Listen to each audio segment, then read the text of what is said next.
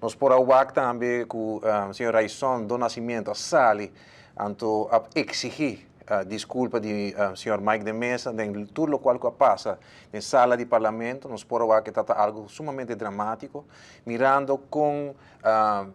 palavra não for de boca de senhora Helen Cruz, mas avisa que a estratégia a trabalhar junto como fração.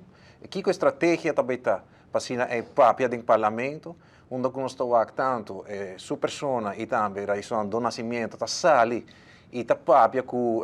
caso de vrijwaring, que a lei aqui está para exonerar senhor Brisen e nós por agora com o senhor Mike de Mesa completamente está papia contrário de não.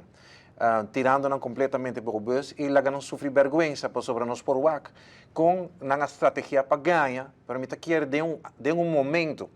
de mordimento de consciência, nós podemos experienciar senhor Mike de Mesa com o cara barra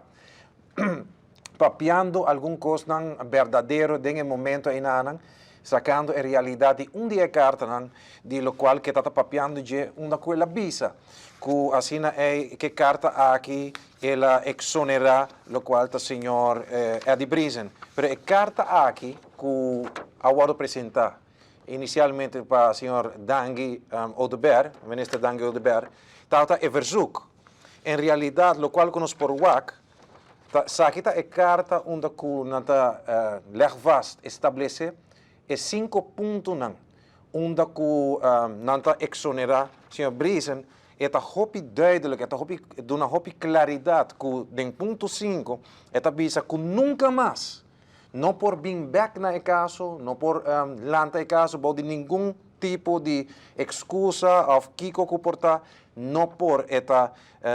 met daarbij lezen dat een Hollandees is partijen doen uitdrukkelijk afstand van het recht ooit de ontbinding van deze vaststellingsovereenkomst op welke grond dan ook te streven of in of buiten rechten te vorderen of zulks in te roepen. Que men no tem ningún camino onde persona, outro governo, pues sei lo aguardo visador di signor Mike de Mesa, que sì, ora outro governo bem, não por começar caso trove, pero guarda bom, signor Mike de Mesa está representa land Aruba, que men ora que outro governo bem também está land Aruba, que men essa aqui é uma mentira flagrante, grande, que quer assim é manipular pueblo com ele, pero é overeenkomst que está trazendo tu claridade também, onde é visa também que e overeenkomst aqui está para ambos partidos visa que não está terminar vrijwaringszaak kinanan e nunca mais não por bem back com ele. Que men atrobe